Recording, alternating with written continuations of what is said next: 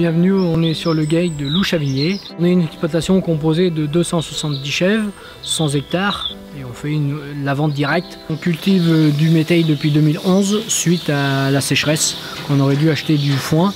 Donc on s'est mis à essayer de réfléchir à comment nourrir le troupeau en limitant les intrants. Donc le métail est utilisé pour nos chèvres, l'alimentation des chèvres, composé de blé, vesse, pois et trèfle violet. Ça nous permet de nourrir notre troupeau sans acheter trop de concentré. Ça diminue le coût alimentaire, ça permet de gagner un peu plus de revenus. La culture de métail demande très peu d'engrais. Un avantage qu'on a, c'est que nous on est en vente directe. Donc ça veut dire que le consommateur, il sait ce qu'on donne à manger à notre troupeau.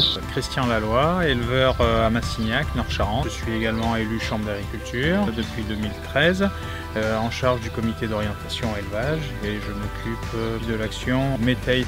Cette action-là, ça résulte un petit peu des différentes sécheresses qui nous ont impactés. Et on s'est aperçu qu'on ne pouvait pas continuer dans l'état d'esprit tel qu'on était, toujours avec des cultures traditionnelles. Puis on voit qu'il y a d'autres techniques qui sont là, qui vont arriver avec d'autres plantes, d'autres espèces. Alors le métail, c'est un mélange de céréales. Il y a plusieurs essences, plusieurs espèces, en fonction du parcellaire, en fonction des différentes productions. Donc aujourd'hui, c'est plus pour arriver à avoir une certaine autonomie fourragère, de manière à éviter d'acheter. Si on peut arriver à le produire sur son exploitation, c'est pas plus mal. C'est une sécurisation du système alimentaire. Ça peut être destiné à tous les animaux, ça remplace un aliment complet et on voit les résultats parce que les animaux digèrent mieux, ils sont en meilleure santé.